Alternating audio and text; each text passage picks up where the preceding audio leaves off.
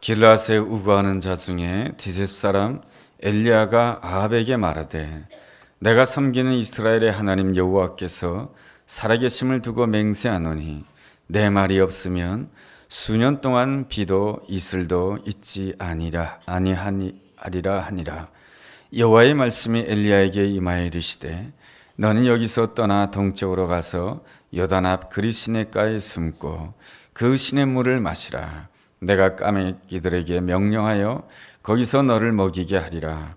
그가 여호와의 말씀과 같이 하여 곧 가서 요단 앞 그리 시냇가에 머물매 까마귀들이 아침에도 떡과 고기를 저녁에도 떡과 고기를 가져왔고 그가 시냇물을 마셨으나 땅에 비가 내리지 아니하므로 얼마 후에 그 시내가 마르니라. 아멘. 우리 모두는 다 행복을 원하고 있지만 우리가 살아가는 현실 가운데는 불행을 종종 경험하는 것 같습니다. 우리가 행복을 생각할 때에 대부분 행복의 조건을 생각하게 되는데 그 행복의 조건이라고 하는 것은 대부분 물질적인 것이며 외모적인 것일 때가 많이 있습니다.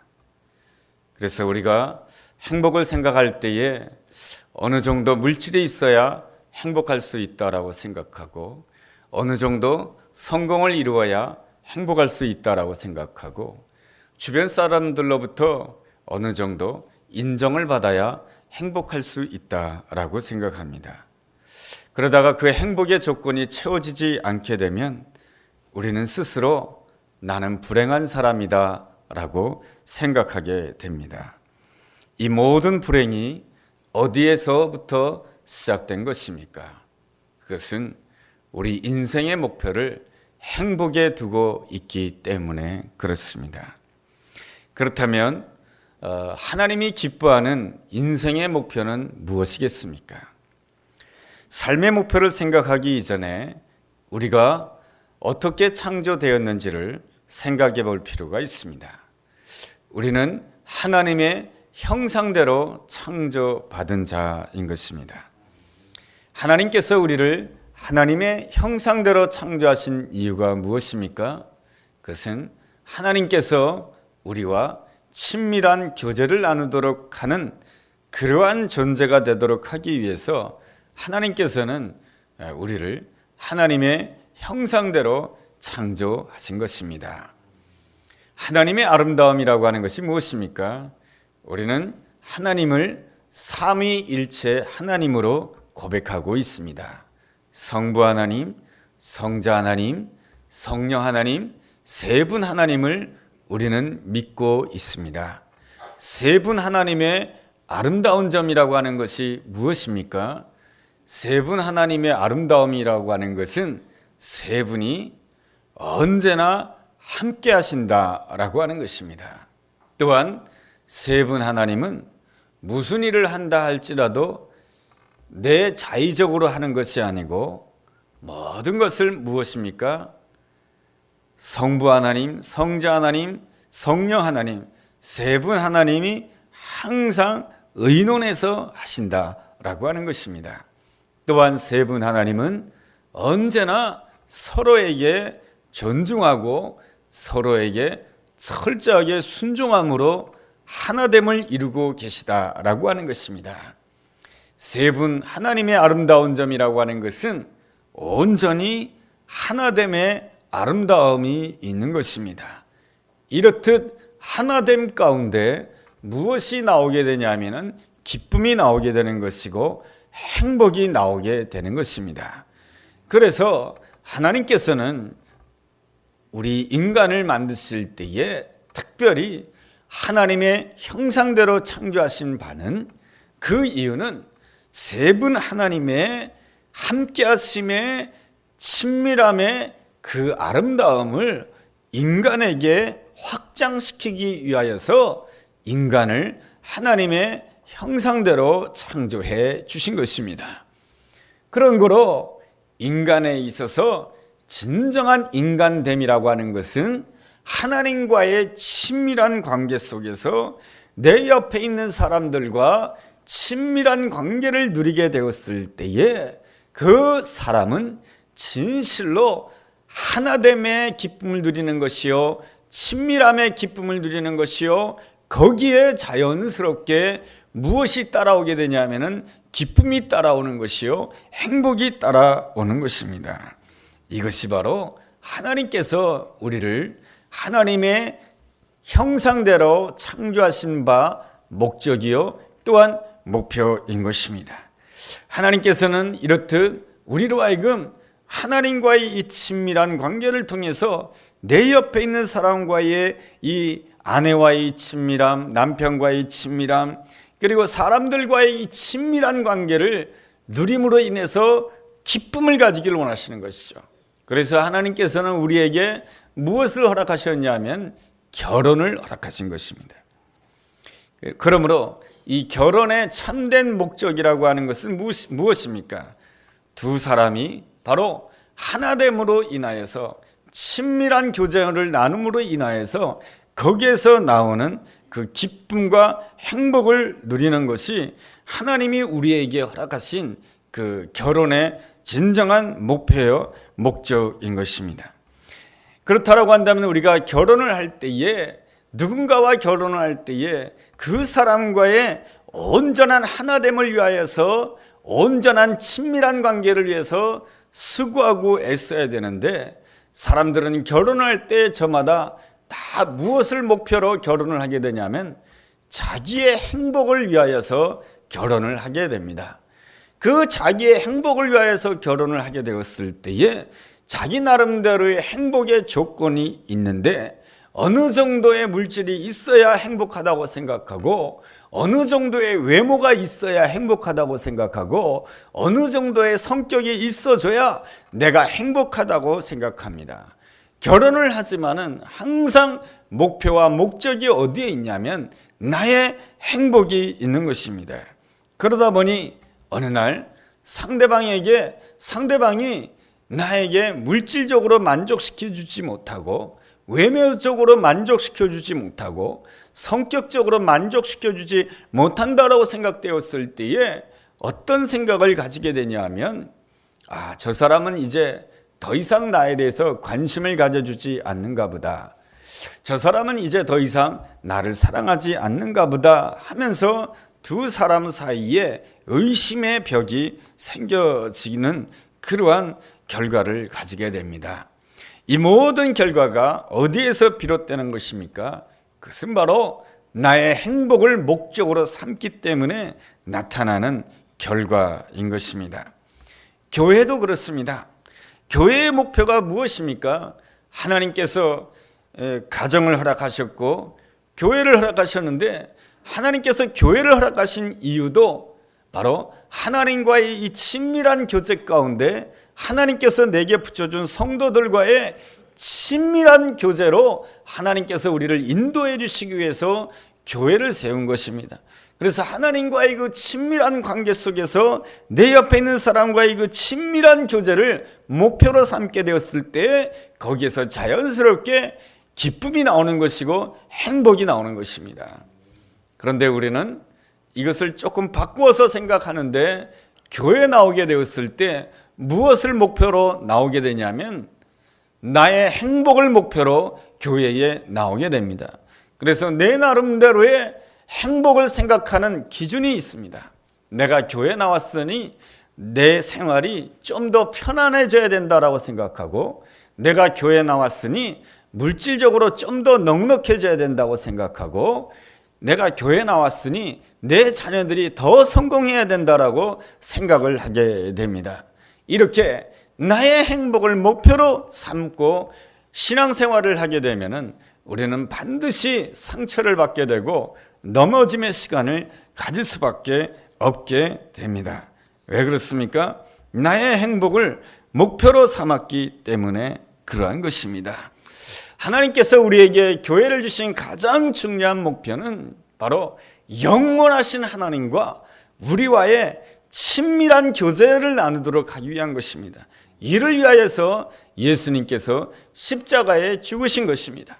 예수님께서 십자가에 죽으심으로 인하여서 하나님은 나의 아버지가 되는 것이고 나는 하나님의 아들이 되고 하나님의 딸이 됨으로 인해서 아버지와 아버지의 그 자녀와의 그 친밀한 관계를 누리는 것이야말로 우리 신앙의 진정한 목표이며, 그 친밀한 관계 속에서 하나님께서 내게 주신 아내와 연합하고, 남편과 연합하고, 자녀들과 연합하고, 성도들과 아름다운 공동체를 이루는 것이 하나님이 원하시는 아름다운 은혜요, 그 은혜를 잘 감당하게 되었을 때 자연스럽게 바로 그 가정과 공동체를 통해서 하나님의 축복이 흘러 들어오게 되는 것입니다. 그러므로 우리는 이 아름다운 연합을 위하여서 애쓰고 수고할 줄 알아야 되는 것입니다. 아름답게 연합한다라고 하는 것은 사실은 쉽지가 않습니다. 보이지 않는 하나님과 늘 친밀한 관계를 가진다라고 하는 거 쉽지가 않습니다. 아내와 늘 좋은 관계를 가지고, 남편과 늘 좋은 관계를 가지고, 성도와 늘 좋은 관계를 가진다라고 하는 거 여간해서 어렵지 않습니다. 그러기에 아름다운 연합을 위하여서 반드시 필요한 것이 있는데, 나를 내려놓는 과정이 있어야 된다라고 하는 것입니다. 결혼의 과정을 본다라고 한다면 모두가 다 나를 내려놓는 과정을 통해서 결혼이라고 하는 그 아름다운 생활을 만들어가게 되는 것입니다. 이러한 책 제목이 있죠. 화성에서 온 남자, 금성에서 온 여자. 이 결혼이라고 하는 것은 남자와 여자가 결혼하는 건데 너무 다른 존재인 것이죠.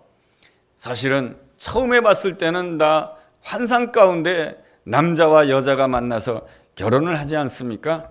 그러나 결혼해서 함께 살아가 보면 다 그렇죠. 다 그 사람에게 상처가 있고, 아픔이 있고, 자기 고집이 있고, 그리고 결혼하게 되면 아무 데서나 방귀 뀌고, 또 화장실 가고, 다 똑같아지는 것이죠. 저만 그런가요? 네. 이 모든 서로가 너무나도 다른 존재가 이 하나가 되기 위해서는 바로 나를 내려놓고 내가 죽어야 되는 것입니다. 하나님께서는 우리로 하여금 온전한 가정을 만들기 위하여서 하나님께서는 우리에게 자녀를 주시는 것이죠. 하나님께서 자녀를 주실 때 우리는 막 기뻐하지 않습니까? 그렇지만은 자녀가 딱 태어나는 순간부터 어떠한 일이 일어나게 됩니까? 특별히 어머니 같은 경우에는 내 스케줄, 내 계획이 다 없어지게 됩니다. 모든 계획과 모든 스케줄이 누구에게 맞춰지게 되냐면 어린아이에게 맞춰지게 됩니다. 어린아이가 먹고 싶으면 먹여야 되고, 어린아이가 밤 2시에 일어나면 나도 일어나야 되는 것이에요. 나의 스케줄과 나의 계획을 다 내려놓는 그 과정을 통하여서 뭡니까? 하나님께서는 나로 하여금 내려놓게 만드는 것이고, 내 자신이 죽도록 만드는 것입니다. 그래야만이 뭡니까? 가족과 하나가 될 수가 있는 것이죠. 이 나를 내려놓는다라고 하는 것이 굉장히 어렵습니다. 그래서 어떤 어머니 같은 경우에는 산후 우울증에 걸리기도 합니다. 그러나 하나님께서 이렇듯 한 남자와 한 여자가 결혼하게 하시고 그 가운데서 아이를 낳게 하시는 데에는 하나님께서는 그 과정을 통해서 자기를 다 내려놓게 하시는 것이고, 자기를 내려놓는 과정을 통하여서 하나됨 친밀함의 관계를 누리게 하는 것이죠. 하나님이 우리에게 주시는 진정한 축복은 바로 이 친밀함 속에서 나오는 행복이 하나님이 우리에게 정말로 주시고자 하는 아름다운 은혜요, 축복이다라고 하는 것입니다. 여러분, 이것을 잘 아셔야 됩니다. 예수님도 이 땅에 오셔서 행하신 일이 무엇입니까? 하나님과 온전히 하나가 되기 위한 것이 예수님이 이 땅에 오셔서 행하신 일인 것입니다. 예수님은 하나님과 온전히 하나가 되기 위하여서 예수님께서는 자신의 모든 것을 내려놓고 그리고 십자가를 지시게 됩니다. 그렇게 십자가의 길에 순종하게 되었을 때 거기에서 나오는 것이 무엇이냐면은 부활의 영광이요, 부활의 기쁨인 것입니다. 그러므로 하나님께서 우리에게 원하시는 진정한 신앙생활이라고 하는 것은 무엇인가 하니, 하나님 말씀에 온전히 순종함으로 인하여서 하나님과 친밀한 온전히 하나됨을 누림으로 인해서 이 하나됨을 통하여서 내 옆에 있는 사람과 내가 하나가 되는 것이죠. 나와 내가 하나 되기 좋아하는 사람과 하나 되는 것은 쉽지만은 나와 하나 되기 힘든 사람과 하나 되는 것은 어렵지요. 그럼에도 불구하고 하나 되고자 해야 되는 것입니다. 왜 그렇습니까? 하나님께서 바로 우리와 하나 되기 위하여서 자신의 아들 예수 그리스도를 이 땅에 내어놓는 희생을 하시지 아니하셨습니까? 하나님께서 사랑하는 아들 예수 그리스도를 내어놓으셨다라고 하는 것은 하나님께서 우리 앞에서 자신을 죽이신 것입니다. 그렇게 우리와 하나 되는 왜 그러시냐면 하나됨의 그 기쁨 가운데 모든 축복이 흘러들어오기 때문에 그런 것입니다. 그러므로 우리가 그 하나님의 사랑을 안다라고 한다면 나 역시 하나님께서 내게 붙여준 그 사람들과 하나됨의 과정이 힘들고 어렵지만 내 자신의 십자가를 짐으로 인해서 하나됨을 위하여서 수고하고 나를 내려놓을 줄 알아야 되는 것입니다. 그럴 때에 하나님의 축복이 그 모든 하나됨의 과정을 통해서 우리 모든 삶 가운데로 흘러오게 될 줄로 믿습니다. 우리의 문제는 이 하나님과의 하나됨, 내 옆에 있는 사람과의 하나됨보다 나의 행복을 더 추구한다는 데 문제가 있는 것입니다. 그러한 모습이 바로 오늘 본문에 나와 있는 이스라엘 백성들의 영적인 상태이며 아합 왕조 시대의 문제점인 것입니다.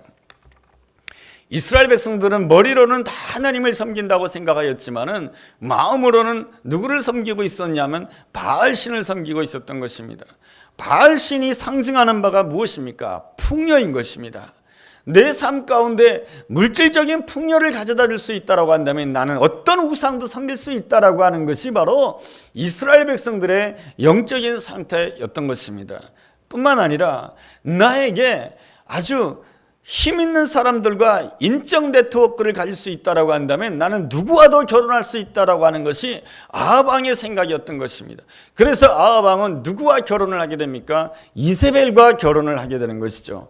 아합 왕도 하나님 보시기에 악한 왕이었지만 이세벨은 더 하나님 보시기에 악한 자였던 것입니다. 그럼에도 불구하고 아합은 이세벨과 결혼을 하게 됩니다. 이유가 무엇입니까? 힘 있는 사람과 인적인 네트워크를 형성하기 위한 것입니다. 오늘날에 어린 자녀가 성장해서 유치원에 들어갈 때쯤 되면 아주 이렇게 물질적으로 넉넉한 동네에 들어가서 살기를 원합니다. 월세로라도요. 그렇게 해서 그 아이를 어디에 집어넣기를 원했냐면 그 동네 유치원에 넣기를 원하는 것입니다. 왜 그렇습니까? 어린 시절부터 인적 힘 있는 아이들과 인적 네트워크를 형성하기 위한 것입니다. 직장인들이 늘 일하는 것이 굉장히 힘들죠. 그럼에도 불구하고 직장을 끝내고 나면 술자리로 가게 됩니다. 술자리에 한 번만 가는 것으로 끝나는 것이 아니고 2차, 3차로 가게 됩니다. 몸이 힘듦에도 불구하고 3차까지 갑니다. 왜 3차까지 가는 것입니까? 인적 네트워크를 잃어버릴까 염려가 되기 때문에 내가 3차까지 가지 아니하면은 내가 나에게 있는 이 인적 네트워크를 잃어버릴까, 내가 홀로 될까 걱정이 돼서 끝까지 쫓아가게 되는 것이죠. 이렇듯 물질을 쫓고 사람을 쫓게 되면은 반드시 나타나는 결과가 있는데 하나님의 말씀을 무시하는 모습으로 나타나게 됩니다. 열왕기상 16장 맨 마지막 절에 보면은 이러한 내용이 나옵니다. 이스라엘 사람 가운데 베델 사람 히엘이 있는데 여리고성을 건축하게 됩니다. 여호수아서를 읽어보게 되면 여호수아 시대 때에 하나님께서는 이 여리고성을 건축하지 말라고 말씀해 주셨습니다. 그럼에도 불구하고 히엘이라고 하는 사람이 자기의 욕심을 위하여 여리고성을 건축하게 됩니다. 그 결과 어떻게 됩니까? 큰아들을 잃어버리게 되고 막내 아들을 잃어버리게 됩니다. 이렇게 여리고성을 건축하였지만은 큰아들을 잃어버리고 막내 아들을 잃어버린다라고 하는 것은 무엇입니까? 그 모든 수고가 허무하게 된다라고 하는 것입니다. 이러한 가운데 하나님께서 이스라엘 백성들에게 메시지를 전하고 싶었던 것입니다. 바로 행복을 우선으로 삼지 말고 물질을 우선으로 삼지 말고 사람을 우선으로 삼지 말고 하나님 말씀을 우선으로 삼기를 간절히 원하였지만 이스라엘 백성들은 깨닫지 못하였던 것입니다. 이스라엘 백성들에게 있어서 신앙생활을 하였지만 가장 우선되는 것이 신앙생활하는 모든 목표가 나의 행복에 있었던 것입니다. 이러한 시대를 혼돈의 시대라고 하는 것입니다. 하나님께서는 이 혼돈의 시대를 새롭게 하기를 원하셨던 것입니다. 창세기 1장을 읽어본다라고 한다면 땅이 혼돈하고 공허하고 흑암이 깊음 위에 있게 되었을 때 하나님께서는 온 땅을 새롭게 창조하시기를 원하셨습니다. 무엇으로 창조하시기를 원하셨습니까? 말씀으로 창조하기를 원하셨던 것입니다. 말씀으로 창조하실 때에 하나님 보시기에 좋았더라의 놀라운 역사가 일어나는 것을 보게 됩니다.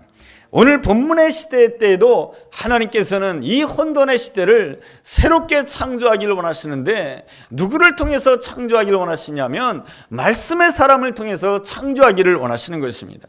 하나님께서는 오늘도 말씀의 사람을 찾고 있습니다. 하나님의 말씀이라고 한다면 앞뒤 계산하지 않고 하나님 말씀에 온전히 순종하는 한 사람을 부르고 계시는 것입니다. 그 말씀의 사람을 통하여서 오늘을 살아가는 우리의 가정을 새롭게 창조하기를 원하시고 그 말씀의 사람 한 사람을 통해서 교회를 새롭게 창조하기를 원하시고 그 말씀 한 사람을 통하여서 바로 그 삶의 자리를 새롭게 창조하기를 원하시는 분이 하나님이신 것입니다.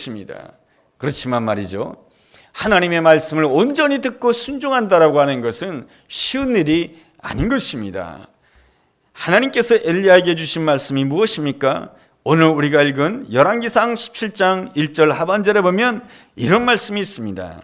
이스라엘의 하나님 여호와께서 살아계심을 두고 맹세하노니 내 말이 없으면 수년 동안 비도 이슬도 있지 아니할 것이다 라고 말씀해 주고 있습니다.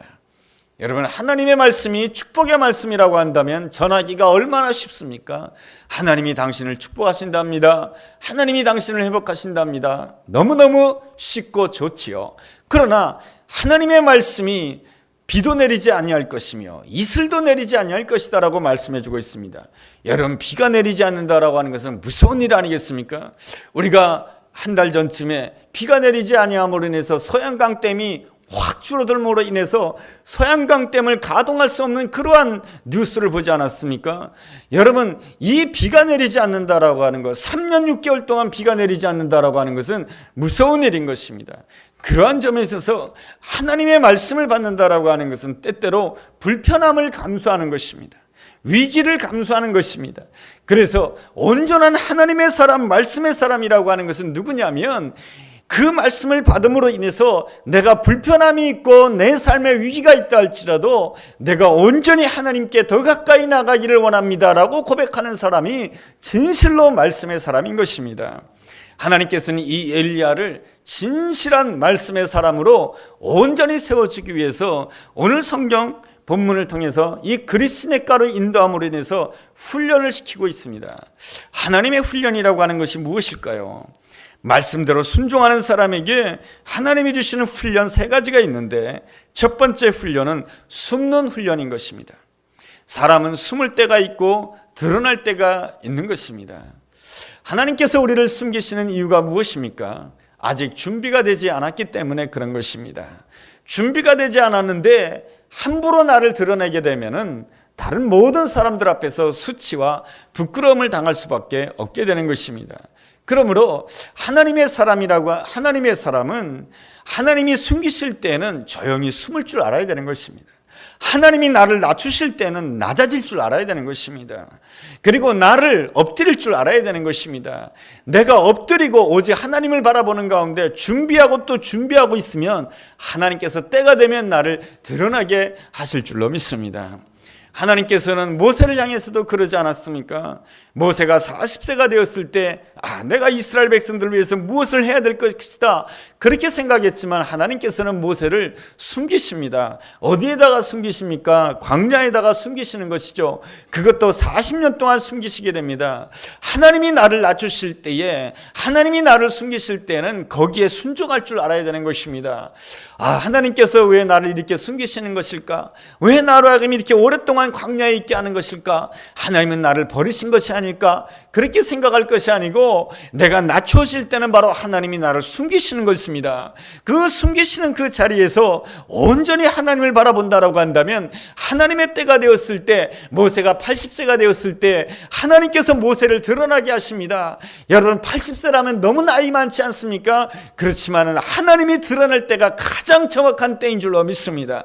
80세 때에 모세가 드러나게 됐을 때 어떤 역사가 일어나게 됩니까? 이스라엘의 새로운 역사가 일어나게 되고 애굽 땅에서 노예로 살던 이스라엘 백성들에게 놀라운 창조와 섭리의 위대한 역사가 일어나는 것을 보게 됩니다. 그러므로 내가 하나님의 말씀대로 순종하겠다라고 결심하는 자여는 반드시 어떤 훈련을 받아야 되냐면 숨는 훈련을 받아야 되는 것입니다. 하나님이 나를 낮추실 때는 아무 소리 하지 말고 내가 나를 엎드릴 줄 알아야 되는 것입니다. 그리고 온전히 하나님을 바라보는 아름다운 시간을 가지게 된다라고 한다면 하나님이 정확한 시간에 그 사람을 높여 주실 것이며 드러나게 하실 것이며, 하나님이 드러나게 하는 그 순간부터 그 삶의 자리에 창조와 회복의 역사가 일어나게 될 줄로 믿습니다.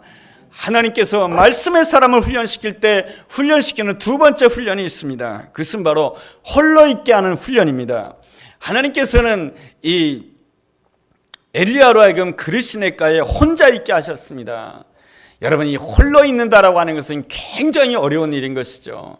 사람들은 이 홀로 있는 것을 참 견디지 못합니다. 그래서 홀로 있는 시간에 주머니에 있는 스마트폰을 꺼냅니다. 그래가지고 계속해서 스마트폰을 보고 그 스마트폰을 통해서 계속해서 인터넷을 접속하고 계속해서 무엇인가를 해야만이 뭡니까? 내 마음의 안정을 찾을 수가 있는 것이 우리 인간의 연약한 점인 것이죠. 그래서 사람들이 이 중독에 걸리는 이유가 바로 홀로 있음을 감당하지 못하기 때문에 그러한 것입니다. 홀로 있다라고 하는 것은 무엇입니까? 인적 네트워크를 다 잃어버렸다라고 하는 것입니다. 내가 홀로 있다라고 하는 것은 무엇입니까? 사람들이 내 옆에 잘 오지 않는다라고 하는 것입니다. 그럴 때 외롭지요. 홀로 있다라고 하는 것은 힘들지요. 그런데 하나님께서 왜 하나님의 사람에게 홀로 있게 만드시는 것입니까? 그것은 바로 자기의 약함을 정확하게 보라고 하는 것입니다. 자기의 약함을 정직하게 인정하라고 하는 것입니다. 내 약함을 정직하게 인정하는 가운데 그 약함을 가지고 하나님 앞에 나가게 되었을 때 하나님께서는 한량없인 은혜와 축복으로 나를 맞아주실 줄로 믿습니다. 주님께서는 그 십자가를 지신 그 이유는 바로 내 약함을 수용하기 위해서, 내 약함을 덮어주기 위해서 십자가를 지신 줄로 믿습니다. 이 놀라운 십자가의 은혜를 체험해야만이 나는 어떠한 사람이 되냐면 내 약함에 대해서 자유한 자가 되는 사람이 되는 것입니다. 내 약함에 대해서 자유한 사람이 되었을 때에 나는 어떤 사람이 됩니까? 내 약함에 대해서 웃는 자가 되는 것이죠. 내 약함에 대해서 웃는 자가 되었을 때 나는 남들 앞에서 강함을 표현할 필요가 없는 것입니다. 내 약함을 온전히 인정하는 자가 되었을 때 나도 남들처럼 잘 사는 사람이야, 나도 남들처럼 많이 배운 사람이야, 그거를 말할 필요가 없는 것이죠. 내 약함을 정직하게 인정하고 내 약함에 대해서 자유한 자가 어떤 사람입니까? 내 약함에 대해서 웃는 자가 되는 것이죠. 그래서 나의 실수와 나의 넘어짐에 대해서도 내가 웃는 것이죠. 내가 나에 대해서 웃는 사람이 어떤 사람입니까? 내 옆에 있는 사람에게도 웃는 사람이 되는 것이죠. 내 약함을 인정하지 않는 사람은 조금만 실패하고 조금만 못난 짓을 하면 그것 때문에 하루 종일 인상을 쓰고 살아가요. 왜 내가 그렇게 넘어졌을까? 왜 내가 그런 실수를 했을까? 그것 때문에 스스로 자책하면서 남들 앞에서 웃지도 못하고 화난 표정으로 살아갑니다. 그래서 내 옆에 있는 사람이 내 옆을 더 많이 떠나가게 되는 것이죠. 아름다운 사람은 바로 내 약함에 대해서 자유할 수 있는 사람이에요. 그래서 내 약함에 대해서 웃을 수 있는 사람이 바로 내가 약하든지 어떠하든지 간에 항상 웃는 사람이 되는 것이죠. 웃는 사람이 되면 남편이 좋아해요. 웃는 사람이 되면 아내가 좋아해요. 부모가 약하다 할지라도 부모가 웃으면 자녀들이 좋아하게 되는 거예요. 여기에 바로 친밀한 연합이 이루어지는 것이죠. 이 친밀한 연합이 있게 되었을 때 뭡니까? 하나님의 축복이 그 가정에 흘러 들어오게 되는 줄로 믿습니다. 하나님께서 또한 말씀의 사람에게 말씀대로 살고자 하는 자에게 훈련시키는 세 번째 훈련이 무엇이냐면 하나님께서 채워주시는 훈련입니다. 엘리야가 그리시네가로 가게 되었을 때에 아무것도 먹을 것이 없었는데 하나님께서 무엇을 통해서 먹이시냐 하면 까마귀를 통해서 먹이시는 것을 보게 됩니다. 까마귀는 어떠한 존재입니까? 흉한 동물입니다. 왜 그렇습니까? 이 까마귀는 썩은 고기를 먹는 동물이에요. 그렇기 때문에 이스라엘 백성들도 이 까마귀를 좋아하지 않아요. 그런데 하나님께서는 이 엘리야를 누구를 통해서 먹이시냐 하면은 까마귀들을 통해서 먹이시는 하나님이신 것이죠. 여러분, 까마귀가 갖다 주는 것을 먹이려면 겸손해야 되는 것이에요. 이 엘리야는 혼자 있는 그 시간을 통하여서 자기의 약함을 인정하게 되고 겸손한 자가 되었을 때에 하나님께서 까마귀를 통해서 먹이시는 놀라운 은혜를 체험하게 됩니다. 이 은혜를 체험하게 되었을 때에 엘리야는 어떠한 사람이 되냐면은 갈멜산상에서 나 혼자밖에 없었지만은 그 앞에 있는 850명의 바알 선지자, 아세라 선지자, 우상 숭배자 850명과 대결해서 거기에서 영적인 승리를 하게 되고 이스라엘의 놀라운 영적인 부흥을 가져오게 되는 놀라운 하나님의 사람이 될 수가 있었던 것입니다.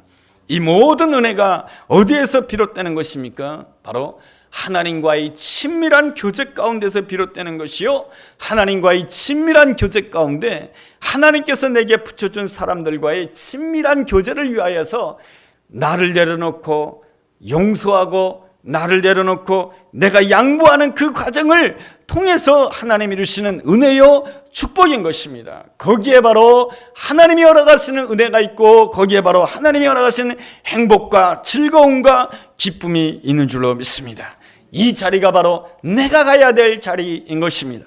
그러므로 매 순간순간마다 내가 하나님과 친밀한 교제를 나누기를 원합니다. 이 예배의 자리에 하나님이 내 눈에 보이지 않지만 하나님, 내가 이 자리에 왔습니다. 하나님, 제가 잘했지요. 내 머리 한번 쓰다듬어 주세요. 하나님, 예배당을 나가게 되면 나 혼자 가지 말게 하시고 하나님께서 내 손잡고 나가게 해주세요. 그래서 일주일 동안 승리하게 해주세요. 이러한 아름다운 교제를 하게 되었을 때 하나님께서 내게 주신 아내도 사랑하게 되고 내 남편도 사랑하게 되고 그리고 내 자녀들도 사랑하게 되고 하나님께서 내게 붙여주는 그 성도들과도 아름다운 관계를 위해서, 친밀한 관계를 위해서 노력을 하는 것이죠.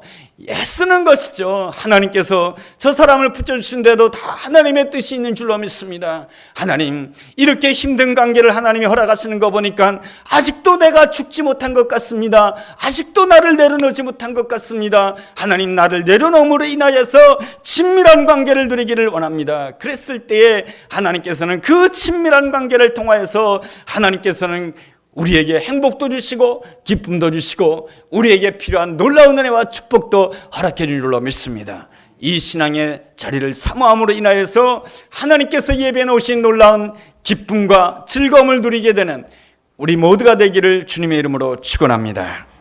기도하겠습니다. 하나님 아버지, 하나님께서는 우리를 하나님과의 아름다운 교제 가운데로 부르셨는데 우리는 내가 생각하는 행복만을 집착하였습니다. 그러다가 그 행복의 조건이 보이지 않으면 나는 불행하다고 생각하였습니다. 이 모든 것이 나의 어리석음이며 하나님의 뜻을 모르는 죄입니다. 하나님은 지금도 우리에게 말씀과 성령님을 통해서 우리가 기꺼이 하나가 되기를 원하시며 또한 우리와 교제하기를 기뻐하시는 줄로 믿습니다. 날마다 내가 어떠한 형편 가운데 있든지 간에 하나님 앞에 더 가까이 나아감으로 인해서 하나님과의 친밀한 교제 가운데 또한 하나님께서 나에게 붙여준 사람들과 친밀한 교제를 나눔으로 인하여서 우리가 가는 곳마다 은혜가 넘치고 기쁨이 넘치는 귀한 역사 있게 하여 주옵소서. 예수님의 이름으로 기도했습니다. 아멘.